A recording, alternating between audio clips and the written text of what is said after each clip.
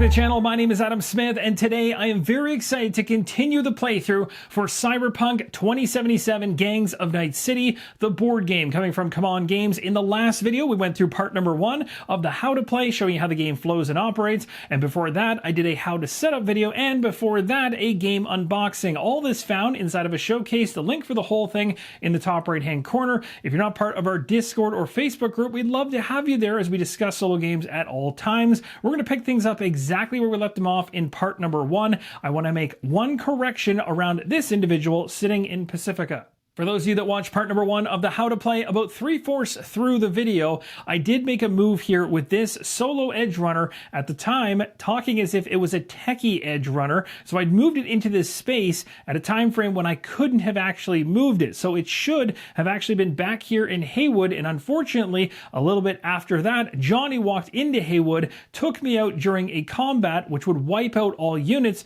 so that unit is going back to my reserve. With that all sorted, we head into my player turn. I'm going to choose to reclaim. All the action discs get recovered. At this point, we can find out what resources we get based on presence and dominance across the districts. We'll start things off in Westbrook. We have dominance with the most units as well as a hideout, so we're going to get €1 token, and we get to go up on the Street Cred track by 1. For the moment, I placed my $1 token I gained right here. We'll place that near my dashboard in just a moment. Heading to City Center here, we only have presence as we don't have a hideout, and we also don't have the most units, so we're picking one of these 3. I'm going to take another Street Cred, so for a total of 2 across Westbrook and City Center, jumping us from 9 to 11, and that's going to tie us with the opposing gang. Now, even though we do have a hideout down here in Haywood, we have no units. You need to have a unit there to even be considering to have presence or dominance. So we get nothing there. But over here, we do have the most units, and we have a hideout. In the very bottom right off camera, it's 2 contraband we're gaining. So at this point, I have €1, 3 contraband, and 1 corporate secret. And now we're going to go ahead and recruit a unit at every hideout in play. And I have 3 of them. Now, as I mentioned in part number 1, when you're recruiting units into places with hideouts, you have to ensure you're placing them in the district. They cannot go immediately into any open POI location. I decided to place a techie edge runner here in Haywood with a drone. I have a net runner edge runner inside of Santo Domingo. And then up there in Westbrook, I have a solo edge runner. With my player turn now down, we head over to the opposing gang, drawing 3 district cards. We got Pacifica first, then City Center, and then Watson. We'll resolve them left to right. We're going to recruit one of the opposing gang units in Pacifica. We take a look at that recruiting priority order, and we have a solo unit up first. With the solo edge runner now in place in Pacifica, we check to see if we have presence there. We know we don't. So the opposing gang is going to gain 2 Street Cred, and on top of that, they're going to shuffle both of the face-up edge runners over there on the far left-hand side underneath the deck. So right now on the Street Cred track, way up top off screen, Johnny Silverhand's at 14, opposing gang is at 13, and we are at 11, so we're just a bit behind. We move on to City Center. The next unit being recruited out of the opposing gang is a techie coming with a drone. You can see it there on the far left-hand side. At this point, because it's a techie and we do have presence there, it tells us we either lose a resource or the opposing gang is going to gain 3 Street Cred, which is quite a bit. I really don't like that to happen. We might have to get rid of something, and then we remove the topmost face-up opportunity card in the market from the game, so the one in the very bottom left-hand corner. So I'm going to pay a $1 to avoid giving the opposing gang 3 Street Cred, which I find to be quite a bit. And then we're also losing the top opportunity in the column over here. It's being removed from the game. When the opposing gang recruits into a district where you have presence, they're not only going to trigger the unit that came in, they're also going to be triggering for any other different types of units they may have in that district. So they have another solo unit in there, and that solo unit wants to initiate a firefight. So I'm going to use my combat card, the M2067 Defender, and it is worth mentioning, let's say hypothetically that there were 2 solo units from the opposing gang in here, you wouldn't trigger a firefight twice. You're only going to trigger all effects 1 time for each type of unit the opposing gang has in here, and you follow the ABC laid out inside the rulebook. So we start with the techie, and then we didn't actually have the next unit, the net runner, but we did have the solo unit at the end. So here we are in a firefight. I've chosen this one. Let's draw 2 combat cards and see how we do. Their highest card was a 3 firepower card. This one counts as 0, and that is not enough. We had more firepower. We take out the drone if there is one, and if there isn't, then we can select a unit. Unfortunately, there is a drone here, so that is what gets destroyed. The good news is we didn't lose the firefight, giving the opposing gang more street credit, so that's good. Currently, we're at 14 with Johnny Silverhand, 13 for the opposing gang, and we are at 11. Moving on to the next district, it is going to be Watson, and the final available unit for the opposing gang is going in there. It's another techie. A drone also comes in with that techie, and we check for presents. We don't have any, so they gained 2 street cred, which is going to bump them over top of Johnny Silverhand. They'll now be 15, Johnny 14, and we are 11. And again, there'll be another check at this point in time to shuffle the 2 cards sitting here under the deck, but we already did this earlier when the solo edge runner landed in the Pacifica district, and there was no presents there. And we don't want to forget about our street cred condition on the M2067 Defender, which does give us a street cred, bumping me from 11 to 12. And we have a new opportunity in Night City, this one called Corp Prototypes. It's a weapons deal. I'm going to choose to activate this time around. I'm going to do a techie action. So I can first decide if I want to move any techies and drones, and there are a couple I'm going to shift. Actually, I'm just going to move one. It'll be the techie into the data fortress right here. I've been eyeing this one for a while. This is a brain dance deal, and it's called the Corporate Elite BD. It's going to cost 2 contraband. It's pretty awesome for me right now. It says to gain 1 street cred for each one of the brain dance cards that I have, those deals. I have 2 of them. I just gained a 3rd one, so that's going to be 3 street cred, and I have a corporate secret that I can actually cash in to gain an additional 2 for a total of 5. And that helps us to jump right over top of Johnny Silverhand and the opposing gang. We're now at 17. Now, I'm not certain that this is going to pan out, but I'm going to try it. I'm going to try to activate a solo as my second action. Now, I have 2 solo edge runners inside of here. This one is a special one, and this one is a regular unit. The special one, based on its card, is William, and he has an ability that if another player uses a specific card, a cyber psychosis, then he gets his ability to trigger, which has benefits, but doesn't really help me when I'm playing the single player mode. So in hindsight, probably shouldn't have purchased that one, but we're going to go ahead and move this individual into City Center and trigger a battle. I'm not going to bother swapping this individual out with the POI. You can do that when you move a solo edge runner in. That is the primary way that you can jump in and swap out a POI, is when you bring one of those solo edge runners into a district, but I already own it, so I'll just leave it alone. I'm going to choose to throw the pain editor into the equation. 3 firepower, has a really cool special modifier for casualties. It says your opponents lose a unit even in a tie, and then the street cred condition gives me 2 street cred if an opponent lost any units. Well, it looks like we lost this firefight, a 6 here for the opposing gang. That's pretty aggressive. The good news is when we get to casualties, mine is going to trigger, so my opponent will lose a unit, and thanks to the drone no longer being here, I can select which of these 2 units I want to take out. So I've chosen to lose my techie, and the opposing gang, thanks to my casualties here actually losing a unit, I've chosen to remove their solo unit. So we're still tied in terms of the amount of units that are in City Center, but they are going to gain 3 street cred for winning this, but I also get 2 because my opponent lost a unit. So we are currently barely in the lead with 19, the opposing gang with 18, and Johnny 14. We now refill the opportunities. These brain dance deals have been pretty beneficial for us. Spike BD. This one says presence in at least 2 districts for its requirement. When seized, you're going to gain 1 street cred for each brain dance you have.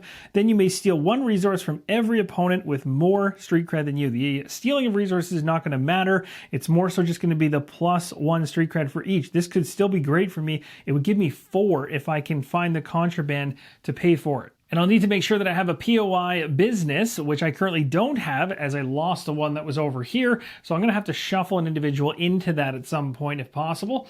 And we're going to go for the new edge runners. We have Cold Lena, a net runner edge runner, and then we have Lizzie Wizzy, a specialist edge runner. The opposing edge runner, Johnny's going to activate, drawing up a district card. We got Watson, which is literally the exact same one he's in. All he's going to do is shuffle into the point of interest, and then he's going to wipe out the opposing gang there. And Johnny's going to gain 4 street cred, which will bump him from 14 up to 18, so he's tied with the opposing gang, and they're both sitting 1 behind me at 19. And they'll also take away the top face-up opportunity, so this core prototypes is removed from the game. Now, before we move on, I need to correct a couple things. The first thing is something I'd planned to do, but then completely forgot when I actually did it, probably because I was so excited by what was going on the combat card, but I have something to talk about in regards to that as well. So, remember when I moved my solo edge runner into City Center and initiated combat? Well, as it says right here, payback, when initiating a firefight, you must retrieve all revenge tokens from all involved opponents. So that would be the units that you left on those other opponents are revenge tokens. And in part 1, I left one of my units on the Voodoo Boys who I was going up against. So this is going to actually count as a firepower, which doesn't change anything in terms of how I did, because I total up 4 firepower versus the 6 that the opposing gang got. But I just wanted to make mention of the fact that that comes back as retrieved immediately. And then as part of that firefight, I lost a unit. So the unit I lost actually becomes another revenge token to go back on the Voodoo Boys. Something else worth mentioning, and this is actually on BGG in a forum because other people have stumbled on this as well, and this is the pain editor. It states casualties, your opponents lose a unit, even in a tie. What this really means, or really should say, is in a tie, or even in a tie, your opponent loses a unit. So it's a tiebreaker card. It doesn't inherently mean your opponent's going to lose a unit every single time. So unfortunately, that unit for the enemy is coming back because they won the firefight, and I'm losing 2 street cred that I took at the very bottom, which I was actually starting to wonder about that myself, because when I took the top and lost a unit for the actual enemy, I immediately realized, well, wouldn't this bottom one just trigger every single time then? Now it all makes sense. I'm not supposed to have this, and this only happens in a tie. So as you can see, the solo edge runner for the opposing gang is back in the city center location. I've also knocked myself back 2 on the street credit, so now I am actually behind Johnny and the opposing gang by 1. I sit at 17, they're at 18. And before I head into my turn, I had to replenish the opportunity slot that was opened up, so the Preem Cyberware is here. This one has no requirements. Going into my turn, I'm going to choose to reclaim, so we're going to bring these 2 tokens back into this section right here. We're also going to gain 1 from presence and gain all from dominance across Night City. So I'm taking 2 contraband for having dominance in Santo Domingo. I am taking 2 Eurodollars for having dominance in Haywood. I'm taking a street cred and a Eurodollar for Westbrook's dominance. And then I have presence in City Center, and I'm choosing to take another street cred. So we get 2 street cred, which basically replenishes the 2 back that I lost after making the edit for the paint editor. The opposing gang is going to trigger, drawing 3 district cards. We got Haywood, Westbrook, and City Center. There was only 1 more unit in the reserve for the Voodoo Boys, and it was a techie, so it comes in with a drone into Haywood, and we do have presence there, so we had to choose to lose a resource, or the opposing gang is going to gain 3 street creds, so we're definitely going to try and pay a resource, and then we remove the topmost face-up opportunity card, so it's going to be this Cyberware one we just got is gone. I paid one of my Eurodollar tokens, so that is in the discard. I have 2 left over. I had to do everything I could to avoid giving them 3 street cred, and we tossed that top opportunity card. Now we move on to Westbrook. We have no more units to recruit for the Voodoo Boys, so as it states in the rulebook, if all non-drone units are in play, which they are, the opposing gang instead gains 1 street cred for each revealed district card where they don't have presence. So just quickly revealing all 3 of them again, we can take a look across all 3 and see they have presence in Haywood and they have presence in City Center, but not in Westbrook. So they're going to gain 1 street cred because of that. And then we finally resolve City Center, and again, we cannot recruit anybody inside of City Center, so they're going to gain 1 street cred because of that. And we do have presence inside of City Center, and they do have units. So we are going to be activating each of the different types in there. The techie inside of City Center will give them 3 street credit unless we can pay a resource to stop it. But even more unfortunate is it's going to remove the topmost face-up opportunity card, which is the one I had been eyeing and saving up for, planning to do next, which is the Spiked BD. This is a huge kick for me. And the reason it's such a big deal for me is because I could have actually won the game. I was so close, because that would have given me 4 street cred, and then creating 1 more hideout would have given me 2 more, and that would have been 6. I'm at 19. That would have got me there inside of 1 turn. But being that I just lost that card, I don't need all the contraband that I have, so I'm going to go ahead and spend 1 to avoid this individual also bumping up 3, but we still lost that card anyway. And now the opposing gang's solo edge runner is going to pull us into another battle or firefight here. So we have to decide what combat card I want to use. Yikes, I am running low on the good ones, that's for sure. I'm going to go ahead and use the Crusher card. And as luck would have it, we actually won. They got 0 on this one and 2 on this one, so we just got out with a victory. And we also get to gain a street cred. The resolving of the opposing gang was really bittersweet. I mean, It's not good from the standpoint we lost the card that literally we needed in order to try to pull off a victory on the next turn, but we were able to win a firefight that I actually thought we were going to lose, and then we would have had no units left at City Center. So there is a win there. We did get ourselves a point on the track, and so we both sit right now, the opposing gang and myself, at 20, while Johnny is at 18. Before I take my turn, I do need to replenish what's inside of the opportunity area, so let's go ahead and do it. We got ourselves, it looks like a cyberware one. This is a back alley ripper dock. No requirements. Gain street cred for each of these you have, then gain some euro dollars. This is not going to help us because I've been focusing so much on the other type. Let's see. Oh, what is this? Braindance Steel, Preem BD, presence in Haywood. Do I have that? I do. I barely do. I have presence in Haywood. I shouldn't say barely. I do. I have a drone, and I also have a techie in there. It says when seized, gain a street cred for each. No, this is perfect. This is literally another card that banks off how many Braindance deals that you have. So this would be 4, and then you can replace an opportunity card, but I don't care about that. That is dirt cheap for what that gives right now, and I have 2 contrabands, so I'm going after that. Hope has been revived. We're going to go ahead and take our turn. We're going to activate, and I'm going to choose to go ahead and activate my techies. So I'm going to go ahead and just do the obvious here. I'm going to have my techie that's in this location shift over to City Center, and he's going to take the open POI here, and this will allow me to secure the business so that we can take an opportunity down here where I'm going to spend a contraband. And I'm going to take this Preem BD along with the 3 other ones I have up here for a total of 4 street cred. We're now up to 24. We just need 1 more to get over that threshold, and I know how to do it for my second action. And again, yes, I could have used the second half of that card to change out the opportunity area, but knowing that I've got myself a victory in hand here, we're just going to jump right into the second action. We're going to go ahead and build a hideout, and as I do have 2 euro dollars, I'm going to go ahead and spend it to place the last one. So I've moved the action disc down, and we're going to go ahead and spend these 2 euro dollars, and that's going to allow us to place the hideout. And the second we do, we reveal 2 street cred, which will crest us to 26. As it states on the turn summary, we activated for step 1. Then we're going to refill edge runners and opportunities, which I won't bother doing because we're going to go right to the last thing,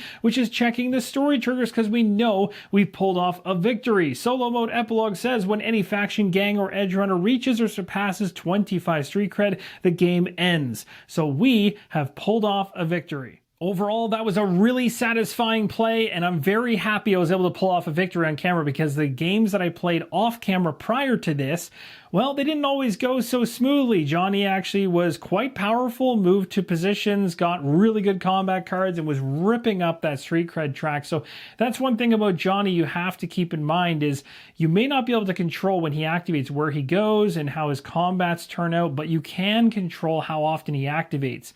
And as a strategy tip, I would tell you, because retail editions as well as the Kickstarter will have Johnny, whereas the V characters for the opposing edge runners are only in the Kickstarter. I would say if you're new and you have the Kickstarter edition, do the V one first and then go to Johnny. Johnny is kind of a jump into the deep end because he is going to, well, he's going to mess with you, because if you're a new player, you're going to look at the activate on your player turn and go, well, I want to do actions. I want to use all these action discs because they all seem cool.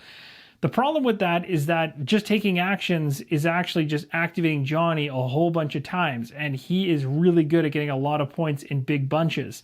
So if you activate too often and you're not getting best bang for buck during those windows, you're letting Johnny go crazy in Night City, and he is going to just rip up the track and you will not catch him, as I mentioned. So try to do more of the strategic moves, get your guys in place, do reclaims, get your resources in place so that when you do an activate, you're actually getting the best bang for buck for your street cred you possibly can almost every turn. You're going to need to do this because you're balancing 2 opposing people, essentially in groups, coming after you. You've got the edge runners and you've got the voodoo boys or the gangs coming after you. So you have to keep them kind of tied at the hip and don't let one of them run away from the other one, and keep them low on the totem pole. And best case scenario is to keep them right next to you as you go up the track, and then hopefully pull off something like I did here where you can get a bunch of points really quick before they can actually make the jump on you. Because if I had missed out, let's say hypothetically that brain dance card didn't come through the opportunity deck and I couldn't get 4 points, who knows what could have happened next. I mean, I could have pulled district cards, Johnny could have moved, something could have happened, and he could have just shot straight up and I would have lost the game. So it does literally happen that quickly.